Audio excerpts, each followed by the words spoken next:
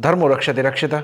नमस्कार दोस्तों, आप सभी लोगों का बहुत बहुत स्वागत है धर्म क्षेत्र के इस प्रोग्राम में। अब तक हमने देखा कि अर्जुन ने दोनों सेनाओं के मध्य खड़े होकर दोनों तरफ अपने सगे संबंधियों को देखा। उसने देखा अपने पितामह को, अपने गुरुओं को, अपने मामाओं को, अपने सभी संगे संबंधियों को, अपने मित्रों को, सबको देखा। और उन सबको देखकर उसके हृदय में विषाद उत्पन्न होने लगा, करुणा उत्पन्न होने लगी। युद्ध का जो भाव लेकर अर्जुन दोनों सेनाओं के मध्य में आया था, वो भाव अतिशय करुणा के कारण वो युद्ध का भाव जाता रहा। आज 28वें श्लोक से हम आगे इस पर चर्चा करेंगे। संजय महाराज धृतराष्ट्र को बता रहे हैं, कृपया परयाविष्टो विषीदन्न इदं ब्रवीत् दृष्टमेवं स्वजनं कृष्ण युयुत्सं समुपस्थितम्। संजय महाराज धृतराष्ट्र को कहते हैं, कृपया परयाविष्टो, कायरता युक्त करुणा भाव से कहीं न कहीं कायरता सी उत्पन्न हो गई, युद्ध की भावना चली गई। एक क्षत्रिय जो युद्ध के लिए हमेशा तत्पर रहता है, उसमें युद्ध की भावना का चला जाना, युद्ध से पीछे हट जाना ही कायरता दिखाता है। कृपया परयाविष्टो, कहा कि कायरता ने उसे आच्छादित कर लिया है, कायरता ने उसको अपने अंदर जकड़ लिया है। एक तरीके से संजय ये भी कहना चाहते हैं कि कायरता उसका आंतरिक गुण नहीं है, ये उस पे अचानक ही आ गई है, अचानक ही उसमें कायरता का भाव लगने लगा है। परयाविष्टो, इस भाव की अधिकता बहुत ज्यादा है। विषीदन्नम इदम ब्रवीत, वो विषादग्रस्त हो गया है, अत्यंत करुणा से परिपूर्ण और दुखी होने के बाद इदम अब्रवीत, वो ऐसा बोला। किससे बोला? भगवान कृष्ण से बोला। हम भी जब सबसे ज्यादा दुखी होते हैं, परेशान होते हैं, व्यथित होते हैं, तब अपनी व्यथा को ईश्वर से ही कहा जा सकता है, या अपने उस मित्र से कहा जा सकता है, अपने उस शुभचिंतक से कहा जा सकता है, जिससे हम उम्मीद रखते हो कि वो हमें इसके पार ले जाएगा। आज अर्जुन के पास भगवान कृष्ण स्वयं खड़े हैं और अर्जुन के पास इससे अच्छा अवसर कुछ नहीं हो सकता कि अपने इस विषाद को वो बहा दे। वो अपने पास रोक के अगर विषाद को रखेगा तो कुंठित हो जाएगा, तो आत्मघाती हो जाएगा। लेकिन जब वो अपने विषाद को बहा देगा, प्रवाहित कर देगा ईश्वर की धारा में, तब वो इससे मुक्त हो जाएगा। ये उसके मुक्त की भी यात्रा है। एक और कारण है इसको कायरता क्यों कहा गया, कि जो लोग बिना किसी कारण के दुख दे, परेशान करे, धोखा दे, मारने की चेष्टा करे, नुकसान करने की चेष्टा करे, अपमानित करे, ऐसे व्यक्तियों पर करुणा का भाव दिखाना भी एक तरीके से कायरता है। आज अर्जुन को इन अनैतिक कार्य करने वालों पे, इन अधर्मियों पर दया का भाव आ रहा है। आज अर्जुन उनमें अपना संबंध देख रहा है और उनके सब अपराधों को एक तरीके से नेग्लेक्ट कर रहा है। अर्जुन एक क्षत्रिय है, ट्रेंड योद्धा है, उसका कर्तव्य है अन्याय का प्रतिकार करना। फिर कहा गया विषीदन्न, मतलब बहुत ज्यादा विषाद से ग्रस्त हो गया। वो ये सोच रहा है इस युद्ध के मैदान में दोनों तरफ मेरे सगे संबंधी हैं, अगर हार होगी तो मैं खुश होऊंगा या जीतने पर मैं खुश होऊंगा, दोनों तरफ मेरे ही लोग मरेंगे। वो युद्ध के परिणाम के बारे में सोच रहा है, युद्ध के परिणाम के बारे में युद्ध होने से पहले ही सोच रहा है। और ये भी दुख का कारण है। हम जब भी कोई कार्य करते हैं, अगर हम उसके रिजल्ट के बारे में शुरुआत में ही चिंतित हो जाएंगे तो विषादग्रस्त हो जाएंगे, कार्य में कुशलता नहीं रहेगी, कार्य में पूरा समर्पण नहीं आ पाएगा। भगवान बुद्ध ने एक बार कहा था, जो व्यक्ति वर्तमान में नहीं है, जो भूत से अटैच्ड है, जो अपने भूतकाल से, अपने पास्ट से पीछा नहीं छुड़ा पा रहा और योजनाएं बना रहा है भविष्य की, जो व्यक्ति वर्तमान में नहीं खड़ा है, वो ही पापी है। अपने वर्तमान में न होना ही पाप है। और यही स्थिति जो है वो अर्जुन की है। अर्जुन अपने पुराने संबंधों को देख रहा है और भविष्य में उनके साथ क्या होगा उसको सोच रहा है, वर्तमान की परिस्थिति में नहीं है। वो ये नहीं देख रहा है कि ये सभी लोग अधर्म का साथ दे रहे हैं, धर्म की स्थापना में ये सभी लोग बाधा बन रहे हैं, धर्म की स्थापना को रोकने का प्रयास कर रहे हैं।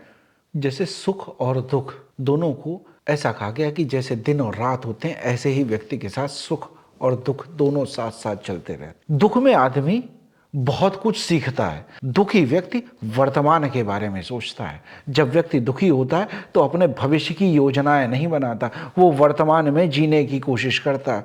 सुखी व्यक्ति वर्तमान का आनंद ही नहीं ले पाता। जब हम बहुत ज़्यादा सुखी होते हैं, बहुत आनंदित होते हैं, सब तरह से सक्षम होते हैं, तब हम भविष्य को लेकर चिंतित हो जाते हैं, भविष्य की योजनाएं बनाते हैं, जो नहीं हुआ है उसके बारे में सोचते हैं, जो हो चुका है उसके बारे में सोचते हैं, लेकिन वर्तमान के आनंद को भूल जाते हैं। अर्जुन में जो ये कायरता का भाव आया, ये करुणा से उत्पन्न हुआ है, ये भय से नहीं हुआ, अज्ञान से नहीं हुआ है, ये करुणावश है, स्नेहवश है। अर्जुन जो है उसकी तुलना एक नारियल से की जा सकती है। ऊपर से तो वो एक ट्रेंड योद्धा है, बहुत बलिष्ठ है, बहुत शक्तिशाली है, बहुत कुशल है, लेकिन अंदर से उसका हृदय कोमल है। इसीलिए सज्जनों की तुलना एक नारियल जैसे की जाती है, जैसे ऊपर की शेल बहुत हार्ड होती है, लेकिन अंदर से मुलायम है, मीठा है, सरल है, तरल है। कई बार कोई व्यक्ति हमें जीवन में ऐसे मिलते हैं जिनको हम कहते हैं कि ये बहुत रीचेबल नहीं है, अप्रोचेबल नहीं है, बात करने में बहुत झिझक महसूस होती है, लेकिन जब आपसे आपकी बातचीत होती है, थोड़ा विचारों का आदान प्रदान होता है, तब लगता है कि वो व्यक्ति कितना सरल है। सज्जन व्यक्ति की मित्रता पाना मुश्किल होता है, लेकिन अगर ऐसे व्यक्ति का एक बार साथ मिल जाए तो बहुत आनंददायी है। अर्जुन में वो सज्जनता है। इसको एक तरीके से आप ये भी कह सकते हैं कि ये सद्गुण विकृति भी है। सद्गुण भी विकृति का कारण हो सकते हैं। अर्जुन में ये सतोगुण है कि दूसरों के प्रति करुणा का भाव रखना, प्रेम का भाव रखना, दया का भाव रखना, लेकिन अपराधी को दंडित न करना, ये सद्गुण विकृति है। अपराधी पर दया का भाव रखना, ये गलत हो जाता है। फिर क्या कहते हैं? द्रष्टवेमं स्वजनम कृष्ण। दुखी होकर भगवान कृष्ण को बुलाते हैं, कहते हैं ये मेरे स्वजन हैं, ये मेरे अपने जन हैं, ये मेरे अपने लोग हैं दोनों तरफ। और भगवान के लिए इस बार कृष्ण कहा। गीता में इस बात का बहुत महत्व है कि कब किसको किस नाम से संबोधित किया गया है। अर्जुन और कृष्ण ने एक दूसरे को बहुत नामों से संबोधित किया है। जब कभी भी जिस नाम से संबोधित किया है, उस नाम में बहुत कुछ हमें बताने की कोशिश करता है कि किस भाव से लिया गया। इस बार भगवान को कृष्ण कहकर संबोधित किया। जैसे मैंने कहा था कि भगवान कृष्ण को पार्थ नाम बहुत प्रिय है, इसी तरह अर्जुन को भगवान का कृष्ण नाम बहुत प्रिय है। कृष्ण का मतलब ही होता है जो आकर्षित करे, जो अपनी तरफ खींचे, जो कर्षण करे, जो अपनी तरफ आपको खींचता हो। क्या कहते हैं अर्जुन? अर्जुन कहते हैं जो आप सबको खींचते हैं, जो सबको आकर्षित करते हैं, मुझे अपनी तरफ खींचो। जैसे हम मदद के लिए हाथ बढ़ाते हैं, इस तरह से अर्जुन मदद के लिए हाथ आगे बढ़ा रहा है और कृष्ण से उम्मीद कर रहा है, कृष्ण से ये मांग कर रहा है कि हे कृष्ण, तुम तो सबको आकर्षित करते हो, मैं तुमसे दूर कैसे जा सकता हूं, मुझे खींच लो, मुझे इस दुविधा से मुक्त करो। मतलब विचार में एकदम से बदलाव आया। जो व्यक्ति युद्ध लड़ने के लिए इतना तत्पर था, जो व्यक्ति हर समय युद्ध की तैयारी कर रहा था, वो आज युद्ध के आखिरी क्षण में करुणा भाव ले आया सबके लिए। ये यूं ही नहीं हो गया है। लेकिन भगवान कृष्ण तो ये सब जानते हैं। अगर भगवान ने समवेतान कुरुनेति न कहा होता तो मुझे लगता है शायद ये करुणा का भाव उत्पन्न ही नहीं होता। लेकिन ये करुणा का भाव आना जरूरी है। धर्म की स्थापना के लिए जिस व्यक्ति को शासन दिया जाए, उस व्यक्ति में करुणा का भाव होना जरूरी है, और उस करुणा के भाव को जगाने का काम किया भगवान कृष्ण ने। अर्जुन भक्त भी है। वो भक्ति भाव से कहता है, हे कृष्ण, मुझे अपनी तरफ खींचो, मुझे गाइड करो, मुझे बताइए मैं क्या करूं। अभी कहा नहीं है, लेकिन भाव यही है। सबसे पहले विषाद कहाँ उत्पन्न होता है? सबसे पहले विषाद जो होता है वो उत्पन्न मन में होता है। ये मानसिक विकार है, ये मनोरोग की संज्ञा कह सकते हैं। ये साइकोलॉजिकल प्रॉब्लम है। लेकिन साइकोलॉजिकल प्रॉब्लम साइकोलॉजिकल ही नहीं रह जाती, वो धीरे धीरे शरीर में उतरती हैं, वो इंद्रियों को आविष्ट करती हैं, वो आपके विचार बदल देती है, वो आपका थॉट प्रोसेस बदल देती है, जो आप करना चाहते हैं उसे भी बदल देती है। इसीलिए इसको कहा गया पहले विषाद, लेकिन विषाद धीरे धीरे उसके शरीर में उतरने लगा है। विषाद कैसा भी हो, करुणा से उत्पन्न हुआ हो, सतगुण से उत्पन्न हुआ हो या तमोगुणी हो, विषाद अगर तमोगुण से उत्पन्न हुआ हो या सतगुण से उत्पन्न हुआ है, दोनों ही केसेस में शरीर पर और इंद्रियों पर और आपके कार्य करने पर जो उनका प्रभाव पड़ेगा वो एक जैसा ही पड़ेगा। फिर कहते हैं युयुत्सम समुपस्थितम। इसी तरह से कुछ धृतराष्ट्र ने कहा था, समवेता युयुत्सवः। यहां अर्जुन कह रहे हैं युयुत् समुपस्थिता, युद्ध की इच्छा से ये जो आज मेरे सामने खड़े हो गए हैं आकर।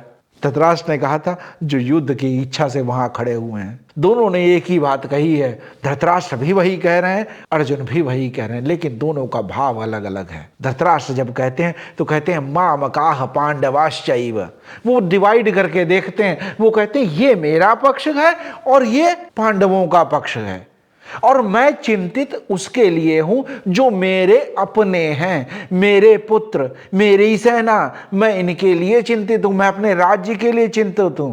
जब अर्जुन कहता है युयुत्सुम समुपस्थितम, तो वो ये भाव ही हटा देता है। वो कहता है स्वजनम, ये सब मेरे हैं। प्रेम का विशाल रूप है ये, कि जहां मेरे और तेरे का भाव खत्म हो गया, लेकिन ये मेरे इसलिए हैं क्योंकि मेरा इनसे पूर्व का संबंध है। इन्होंने मुझे ज्ञान दिया, इन्होंने मुझे विद्या दी, इन्होंने मुझे खेलना कूदना जीवन की शिक्षा दी, इन सब को मैं अपना मानता आया हूं।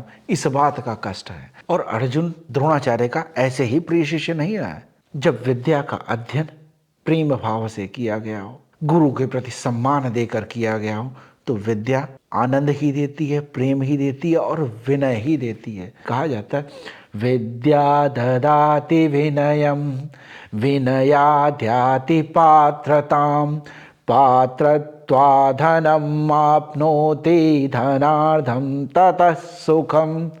विद्या से विनम्रता मिलती है। विद्या पाकर अगर अभिमान आ जाए, दंभ आ जाए, तो दुर्योधन बना जा सकता है, अर्जुन नहीं बना जा सकता। अर्जुन शक्ति संपन्न है। अर्जुन ऐसा योद्धा है जो इस युद्ध का रुख कभी भी बदल सकता है। उसमें शिक्षा लेकर रिस्पॉन्सिबिलिटी का भाव आ गया है, विनम्रता आ गई है। विद्या ददाति विनयम, और कहा विनयाद्याति पात्रताम, विनम्रता से ही पात्रता आती है। विनम्र है वो जब दुख हुआ, दुख का कारण हुआ, तो वो भगवान कृष्ण से दुख को, अपने विषाद को कह सकता है, और उस कह सकने के कारण ही वो गीता का सुपात्र हो पाता है। अर्जुन जब भगवान कृष्ण से ये बात कह रहा है, तो मित्र भाव से भी कह रहा है, सखा भाव से भी कह रहा है, और भक्ति भाव से भी कह रहा है। वो सही मायने में भक्त है, इसीलिए उसमें सद्गुण है, इसीलिए उसमें विनम्रता है, इसीलिए उसमें विवेक है, इसीलिए वो रुक के अपनी स्थिति को फिर से सोच सकता है। भक्त के लिए कहा जाता है यस्यास्ते भक्तिर्भगवत्य किंचना, सर्वे गुणस्तत्र समासते सुरा। जो भक्ति भाव है, जो समर्पित व्यक्ति है, जिसमें श्रद्धा है और विश्वास है, सभी सद्गुण उसके पास स्वयं चले आते हैं। रामचरितमानस में तुलसीदास जी कहते हैं सिमिट सिमिट जिमि भरहि तलावा, तिमि सद्गुण सज्जन पहि आवा। जिस तरह से बरसात के समय हर तरफ से पानी भरता ऐसा लगता है जैसे पानी सिमटता हुआ सब पानी इकट्ठा होते हुए नदी की तरफ ही चला जा रहा है। उसी तरह से सज्जन व्यक्तियों के पास सद्गुण आते हैं। वो भक्त है, इसलिए सारे सद्गुण उसके पास हैं। लेकिन सद्गुण होने के बाद भी विकृति और विकार और विषाद कभी भी हो सकता है। आज अर्जुन में भी सद्गुणों के होते हुए भी ये मनोविकार उत्पन्न हो गया है, और ये सद्गुण विकृति के रूप में, कायरता के रूप में आज दिखाई दे रहा है। लेकिन जैसे मैंने कहा था कि विकार मन से शुरू हुआ, ये मन में विषाद उत्पन्न हुआ, लेकिन इसका प्रभाव शरीर पर और इंद्रियों पर पड़ना शुरू होता है। अगले श्लोक में अर्जुन अपनी शरीर की स्थिति बता रहे हैं भगवान कृष्ण को। क्या कहते हैं? सीदन्ति मम गात्राणि मुखम च परिशुष्यते, वेपथुश्च शरीरे में रोमहर्षश्च जायते। तो अर्जुन कहते हैं सीदन्ति मम गात्राणि। सीदन्ति कहते हैं कि शिथिलता आ रही है, ढीले पड़ रहे हैं, अब इनमें एनर्जी नहीं रह गई है। मम गात्राणि, मेरे ये सब अंग, मेरे हाथ पैर ढीले पड़ रहे हैं। मुझ में अब जो युद्ध करने के लिए जितनी तत्परता से मैंने गांडीव उठाया था, जितने जोश के साथ उठाया था, अब मेरे ये शरीर जो है वो मेरा साथ नहीं दे रहा। मन का विकार शरीर में आने लगा, और इंद्रियों में भी ये विकार आने लगा। ज्ञानेंद्रियों में ही नहीं, कर्मेंद्रियों में भी ये प्रभाव धीरे धीरे जाने लगा। अब जो विकार मन में उत्पन्न हुआ था वो अर्जुन के शरीर में दिखने लगा है। अर्जुन भी इस बात से अनभिज्ञ नहीं है और वो कृष्ण को ये बात बता देना चाहता है कि सीदंति मम गात्राणि, मेरे तो हाथ पैर फूल रहे हैं। जैसे हम नहीं कहते कहीं और मेरे तो हाथ पैर फूल रहे हैं, अब मैं क्या करूं। तो वही स्थिति अर्जुन की हो गई है। अर्जुन कह रहे हैं कि मेरे हाथ पैर अब फूल रहे हैं, मेरे अंग शिथिल पड़ रहे हैं, मेरा अपने हाथ पैरों पे कंट्रोल नहीं रह रहा है। मुखम च परिशुष्यति, मेरा तो मुख भी सूख रहा है, गला सूख रहा है, मैं कह भी नहीं पा रहा हूं अपनी बात को। दुख की अधिकता इतनी ज्यादा हो गई कि अब शब्द भी नहीं मिल पा रहे हैं, या गला रूंधने लगा है, गला ब्लॉक होने लगा है कि अब मैं कहने की स्थिति में भी नहीं हूं। और एक तरीके से भगवान कृष्ण को यह सूचित कर देना चाहते हैं कि अब मेरे शब्दों पे न जाओ, अब मेरे अंदर झांक के देखो कि मेरी स्थिति क्या है। अब मैं कह भी नहीं पा रहा हूं कि दर्द कितना है, अब मैं ये बता भी नहीं पा रहा हूं कि मेरी स्थिति क्या है। आप देखें, आप मुझे जानते हैं, मैंने आपको अपने रथ की डोर ही नहीं दी है, मैंने स्वयं को भी आपको समर्पित कर दिया है। फिर कहते हैं वे पथुष्य शरीरे में, मेरा तो शरीर कांप रहा है, इस कांपते शरीर से जो ढीला पड़ रहा है, हाथ पैर मेरे फूल रहे हैं, अब मैं कुछ भी करने की स्थिति में नहीं हूं। फिर कहते हैं रोम हर्षश्च जायते, मेरे अंदर जो युद्ध लड़ने की वो जो लालसा थी, जो मैं इतने वर्षों से सोच रहा था कि जब युद्ध होगा तो मैं अपने शौर्य का प्रदर्शन करूंगा, अपने अपमान का बदला लूंगा, अपने तिरस्कार का बदला लूंगा, उस हर अन्याय का बदला लूंगा जो कौरवों ने मेरे साथ किया है। आज वो सब जानते हुए भी मेरे हाथ पैर आज मेरा साथ नहीं दे रहे हैं। जब हम बहुत विकट परिस्थिति में होते हैं, जब बहुत ही खराब परिस्थिति में होते हैं, तो हम जिस व्यक्ति को याद करते हैं उसको कितने प्रेम से, कितने करुणा से, सबसे ज्यादा प्रेम से आवाहित करते हैं उस व्यक्ति को। ऐसा ही अर्जुन ने किया है। जो हमेशा से एक कुशल योद्धा रहा हो, उसके अगर ऐसे हाथ पैर युद्ध को देखकर फूलने लगे तो वो स्वयं भी अपने पे विश्वास नहीं कर पाएगा। यही स्थिति अर्जुन की हो रही है। अर्जुन को खुद ये विश्वास नहीं हो रहा है कि ये ऐसा क्यों हो रहा है। और ऐसा नहीं है कि आज से पहले ये अर्जुन ने इन लोगों के साथ कभी युद्ध न किया हो। अर्जुन ने ऐसा ही युद्ध थोड़े समय पहले अज्ञातवास के पूर्ण होने के समय राजा विराट के यहाँ जब कौरवों की सेना ने उन पर आक्रमण किया, तो अपने संरक्षक राजा विराट की रक्षा के लिए अर्जुन ने युद्ध लड़ा। और जिस दिन अर्जुन ने वो युद्ध लड़ा, उस दिन ये सभी महारथी उसके सामने थे, लेकिन उस दिन अर्जुन में करुणा भाव नहीं आया, उस दिन उनको क्षमा करने का भाव नहीं आया, उस दिन अर्जुन के हाथ पैर नहीं फूले। फर्क सिर्फ इस बात का था कि उस दिन सारथी कृष्ण नहीं थे। उस दिन जो युद्ध किया था वो अपने लिए नहीं किया था, वो युद्ध किया था राजा विराट की रक्षा के लिए। आज युद्ध अपने लिए करना है और ये एक निर्णायक युद्ध है। इसलिए अर्जुन उस युद्ध के परिणाम को लेकर चिंतित है और उस चिंता का कारण ही शिथिलता का कारण है। अर्जुन के हाथ पैर कांप रहे हैं, गला सूख रहा है, लेकिन दयावश, करुणावश वो रो भी रहा है। जिनको वो अपना समझता है, जिनको अपना स्वजन कह रहा है, उन सब के भविष्य को लेकर सशंकित भी है। जैसा रामचरितमानस में कहते हैं, कहूँ तो कछु दुख घटी होई, कुछ कह सकूं, कुछ बता सकूं, किसी अपने को कह सकूं तो शायद दुख कम हो जाए। अपने इसी दुख को अर्जुन भी भगवान कृष्ण के साथ कह देना चाहते हैं। अर्जुन की बड़ी विचित्र स्थिति हो गई है। अर्जुन को अपनी शक्ति पर, अपने बल पर, अपनी क्षमताओं पर कोई डाउट नहीं है।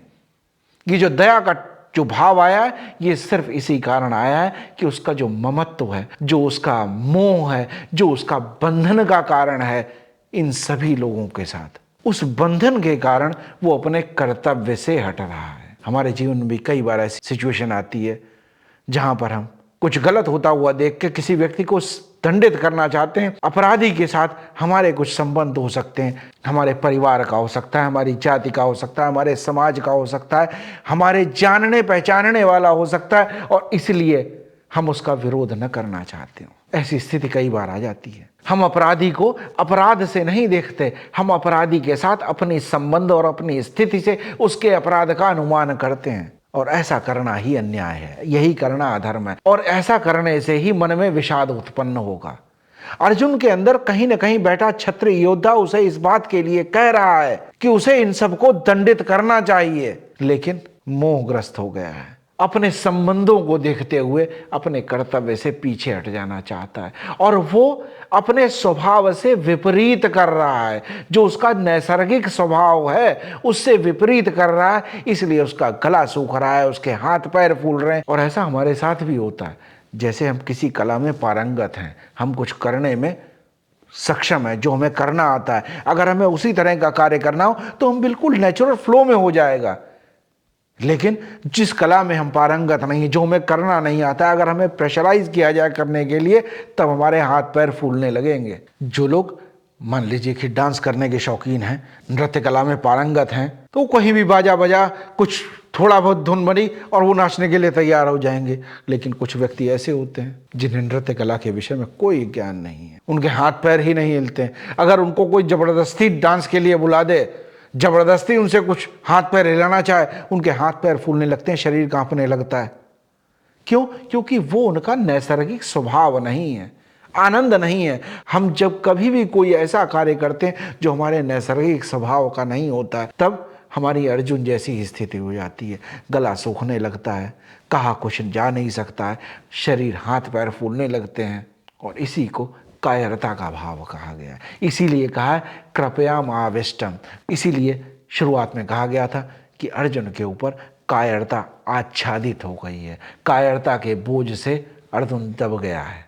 तो आज हमने गीता के 29वें श्लोक तक चर्चा की। अर्जुन अपने स्वभाव के विपरीत आज आचरण कर रहा है। इसका उसके मन पर तो असर पड़ा ही है, अब उसके शरीर पर इसका असर पड़ने लगा है। हम देखेंगे अपनी आगे की यात्रा में अर्जुन के अंदर कैसे मनोभाव आ रहे हैं और उसके शरीर और उसके कर्मेंद्रियां और उसकी ज्ञानेंद्रियां कैसे शिथिल होती जा रही हैं। वो कैसे अपने परम सखा का, अपने परम मित्र का परम शिष्य बनने की तैयारी में जा रहा है, कैसे समर्पित कर देता है कृष्ण को। उसने अपना विषाद बताने के लिए सबसे उपयुक्त पात्र चुन लिया है और भगवान कृष्ण ने भी उसे ही चुना है गीता के ज्ञान के लिए। जब कभी अपने स्वभाव से विपरीत आचरण किया जाए तो वो दुख का और विषाद का कारण होता है। इसीलिए हमेशा कहता हूँ कि कर्म ऐसा करें कि धर्म ही हो जाए, ताकि अपने स्वभाव में वो निर्मलता लाएं, वो आनंद लाएं कि जो भी आप कार्य करें उसमें इतना प्रेम हो, इतना अनुराग हो कि वो धर्म ही हो जाए। तो देखें अगले एपिसोड में अर्जुन में क्या क्या बदलाव आते हैं। आज भी अगर कोई प्रसंग अच्छा लगा हो तो अपने दोस्तों के साथ, अपने मित्रों के साथ, अपने सगे संबंधियों के साथ, अपने स्वजनों के साथ वीडियो को शेयर करें, लाइक करें, चैनल को भी सब्सक्राइब करें और नोटिफिकेशन बेल आइकन को भी प्रेस कर दें, ताकि जब भी मैं कोई नया वीडियो डालूं तो आप तक पहुंच सके। किसी भी चीज़ को चलने के लिए, समझने के लिए, जानने के लिए निरंतरता की बहुत आवश्यकता होती है। मैं कोशिश करता हूं कि हर शुक्रवार को एक नया एपिसोड अपलोड कर सकूं, ताकि हम सब की ये जो यात्रा है गीता सीखने की, गीता समझने की, वो यात्रा में एक निरंतरता बनी रहे। तो आप लोग अपने कमेंट्स भी डालें। आपके कमेंट्स भी मुझे बहुत सहयोगी होंगे गीता को जानने और समझने में, एक नए परिप्रेक्ष्य में देखने में, और हमारी यात्रा यूं ही निरंतर चलती रहे, ऐसी कामना के साथ ईश्वर से प्रार्थना करता हूं कि उनकी कृपा हम सब पर ऐसे ही बनी रहे। जय श्री राम। धर्मो रक्षति रक्षिता।